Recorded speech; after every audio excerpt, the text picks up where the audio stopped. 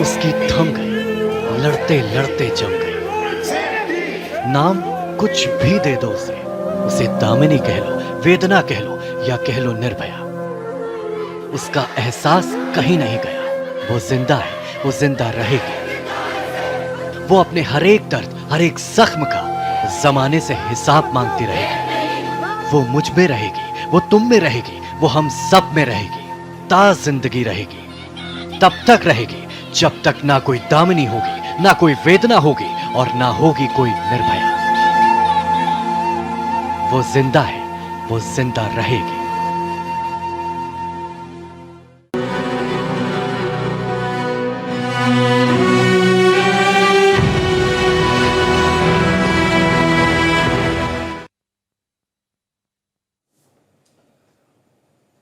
सवाल यही है, आखिर कब तक हम बेटियों की सुरक्षा की मांग करते हुए सड़क पर उतरेंगे?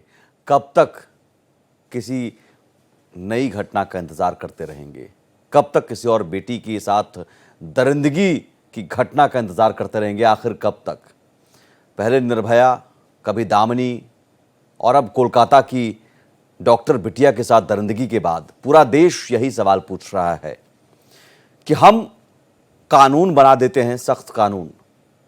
हम सरकार पर सवाल उठाते हैं, पुलिस पर सवाल उठाते हैं, फिर सुप्रीम कोर्ट, हाई कोर्ट, तमाम सवाल उठते हैं। उस समय तक विरोध प्रदर्शन होता है, कैंडल मार्च भी हम करते हैं बेटियों की सुरक्षा को लेकर। और फिर एक और नई घटना सामने आ जाती है और ये सिलसिला चलता रहता है। यकीनन वो जिंदा है हमारे दिलों में, वो जिंदा है मुल्क की धड़कनों में। बेशक उसे हम किसी भी नाम से पुकार लें, कोई भी नाम दे दें, लेकिन दर्द की तकलीफ तो एक सी है। अभी चंद दिन ही तो बीते हैं, पश्चिम बंगाल के कोलकाता में जीने की तलबगार जिंदगी मौत से लड़ते लड़ते खामोश हो गई। आंसुओं में डूबे लफ्ज रो रो कर सुनाते हैं। हवस की आग में खामोश हुई धड़कनों की तकलीफ।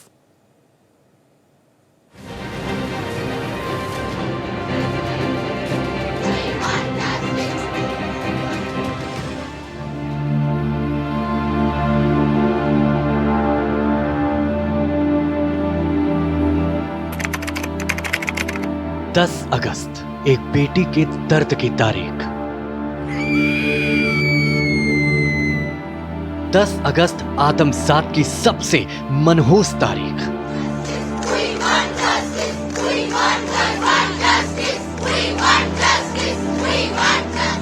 जिसे कैलेंडर अपने पन्नों से जला देना चाहता है, जिसे घड़ियां मिटा देना चाहती है। 10 अगस्त जश्न आजादी के महज 5 दिन पहले एक बेटी की गुलामी के महज चंद घंटे उस दर्द की इत्तला है जिसकी रोशनी में देश की महापंचायत भी शर्मिंदा है।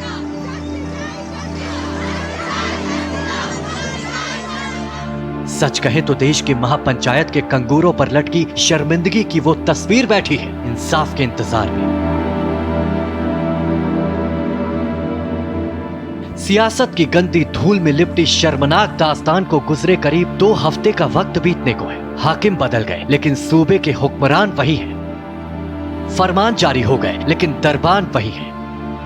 बेशक जांच का जिम्मा देश की सबसे बड़ी जांच एजेंसी के जिम्मे आ चुकी है, लेकिन उस बेटी का खामोश दामन आज भी दर्द से भीगा है। उस बेटी की रूह हर रोज हाकिमों की चौखट पर इंसाफ के इंतजार में बैठी है,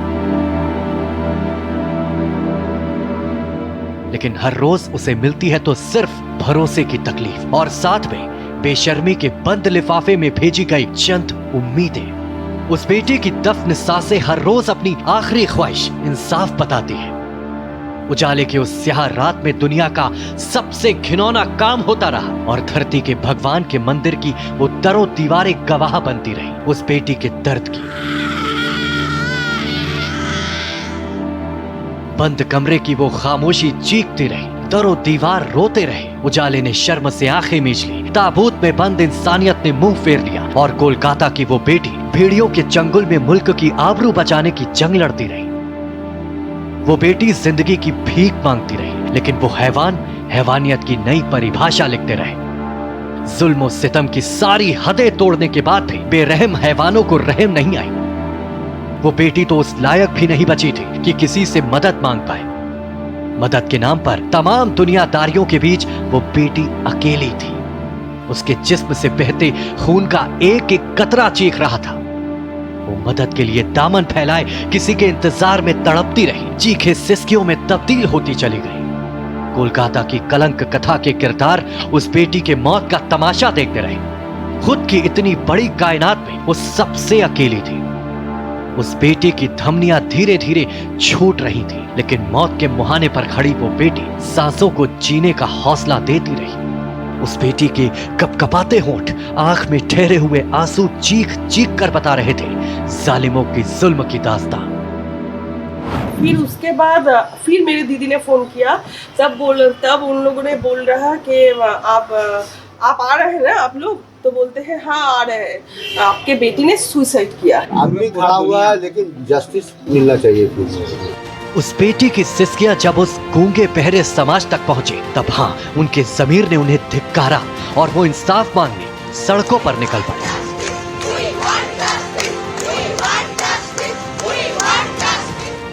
सियासतदान उस बेटी के दर्द पर भी सियासी खेल खेलने की तैयारी में लगे हैं, लेकिन आवाम जब उस बिटिया के दर्द का हिसाब मांगने सड़कों पर निकले, तो सूबे के हुक्मरान ने बेशर्मी के बंद लिफाफे में मदद की उम्मीदें लिखकर भेजी।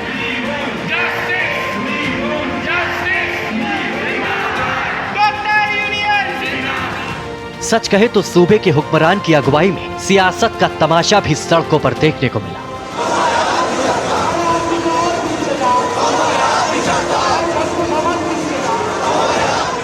आज हमारा इतना दुर्भाग्य है कि हमारा ऐसा तरीका ममता बनर्जी जैसा मुख्यमंत्री मिला है।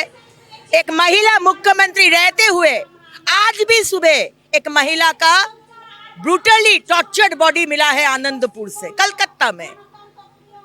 आज इसलिए हम लोग बार बार बोल रहे, ममता बनर्जी आप अपदार्थ है, इनकेपेबल है एज अ चीफ मिनिस्टर, आपको रिजाइन करना है, क्योंकि आप हम लोग को सिक्योरिटी नहीं दे सक रहे।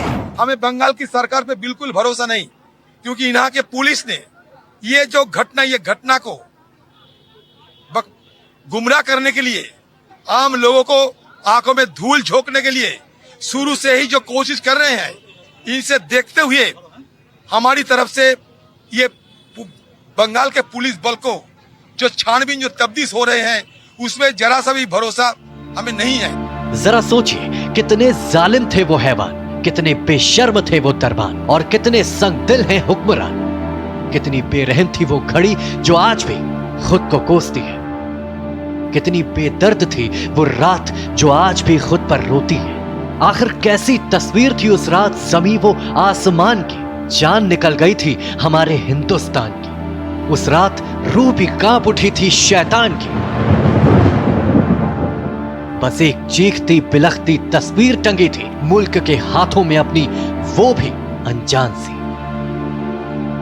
उस बेटी की जली धड़कनों की राख पूछ रही थी, आपसे पूछ रही है, हमसे पूछ रही है, हम सबसे पूछ रही है कि कब मिलेगा मुकम्मल इंसाफ। लेकिन अब ये एक ऐसा सवाल बन चुका है जिसका जवाब बस एक शर्मिंदगी हो सकती है। डर लगता है धमनियों को, डर लगता है तमाम बेटियों को, चंद पल गुजारने को। सांसें पूछती हैं जिंदगी का मतलब। फना हो चुकी बेटी की रूह पूछ रही है उन हाकिमों से, क्या एक रात भी गुजर पाएगी इज्जत के साथ रहनुमा तुम्हारे दरबार में?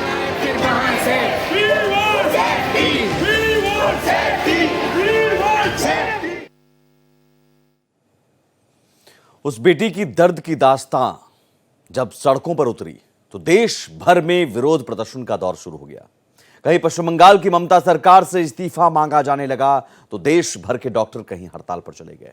हालात ये हुआ कि देश की शीर्ष अदालत को स्वतः संज्ञान लेना पड़ा। सुप्रीम कोर्ट ने सुनवाई की, डॉक्टरों की सुरक्षा को लेकर कई कड़े आदेश दिए।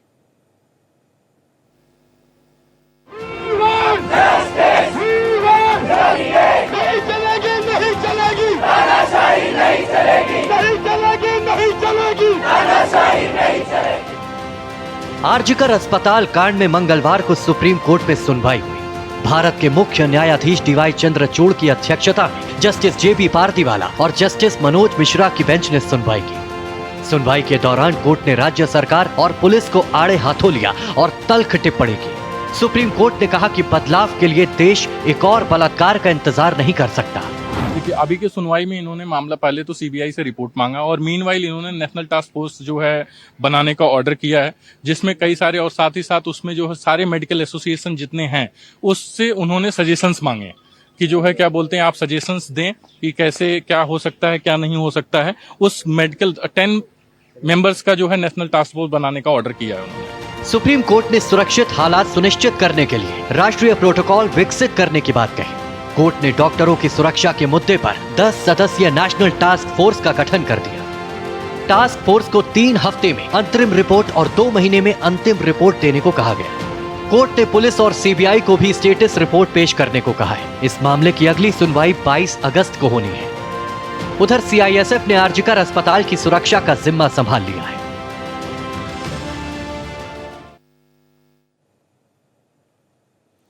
कोलकाता की वो बेटी, दर्द की वो तफसील है जिसे जितना भूला जाए उतना होता है। उस बेटी की दास्तां सिर्फ एक दर्द भरी दास्तां नहीं, बल्कि वो तकलीफ है जिसे सोचने से भी रूह रोती है। चलिए एक क्षमा जलाते हैं उस दिए की, उस अंधेरे के लिए जिसके काले साए के तले सारी रात मुल्क की आबरू लुटती रही।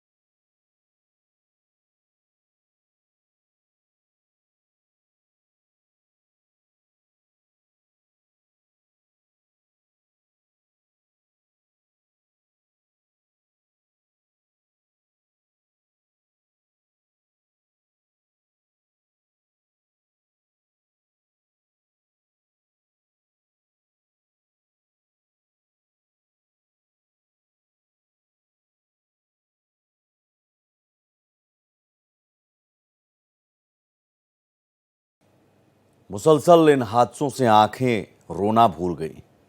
एक जख्म सूखता नहीं कि दूसरा दिल पर हमला कर देता है, लेकिन हर बार इसे हम आखिरी कहकर भूल जाते हैं। कभी सोचा है कि कितना बदला देश और कितने बदले हैं हम? जब कभी आंकड़ों की आंख में झांक कर देखा तो हर मर्तबा दर्द रोता ही दिखा। जुल्म के गांठों में कसी वो रूह कहती है कुछ कर रही है मुल्क से इल्तिजा कि मेरी सांसों को सुकून नहीं अभी तक। मेरे बाद तुम्हारी हाथों में जलती मेरी कुर्बानी की मसाल इस मुल्क में इनकलाब लाएगी। बस माँ बहनों की आबरू की खातिर इसे जलाए रखना, वरना यह अंधेरा हमारे वजूद को अंधा कर देगा।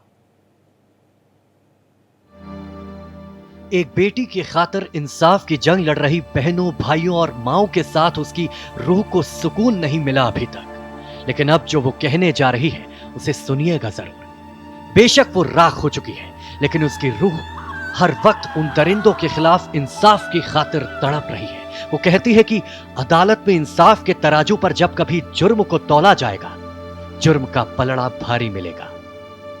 उसके साथ हुई दरिंदगी के हर एक सबूत अदालत के सामने गवाही देंगे। महसूस करके देखिए, उसकी रूह अब भी कांप रही है, क्योंकि 10 अगस्त की वो खौफनाक रात उसकी आंखों के सामने है। खामोश कमरे में गूंजती उसकी चीखें अब भी उसके दिलो दिमाग पर दस्तक दे रही है। वो कहती है कि मेरे सवाल पर मेरा समाज शर्म से सिर क्यों झुका लेता है, क्यों खामोश हो जाता है। सच कहे तो उसके साथ हुई दरिंदगी का हकीकत में हिसाब तो तभी होगा जब समाज और कानून की हिफाजत का दम भरने वाले नींद से जाग जाए और बहनों को लगने लगे कि वो महफूज है। अब जब कभी किसी की आंख में वासना उतरे तो उससे पहले उसका दिल अंजाम के डर से कांप उठे। अगर ऐसा नहीं होता है तो चंद दरिंदों को सजा दे देने से कुछ नहीं होगा। अब इंसान की शक्ल में छिपे दरिंदे के दिल में खौफ भरना ही पड़ेगा, नहीं तो जब भी कोलकाता की उस बेटी की तरह कोई मासूम दरिंदों के हाथों कुचली जाती रहेगी, हर फना हुई बेटी की रूह तड़प उठेगी। आखिर में वो बेटी कहती है कि आपसे अब यही इल्तिजा है कि भगवान के लिए मेरी रूह को और तड़पने ना देना।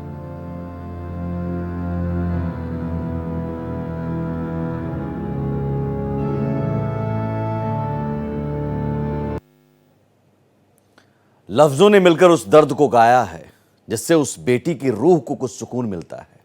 अवाम को नसीहत और सियासत के उन बेशर्म चेहरों को वो आंसू जिसमें उनका ज़मीर खुदकुशी करता है।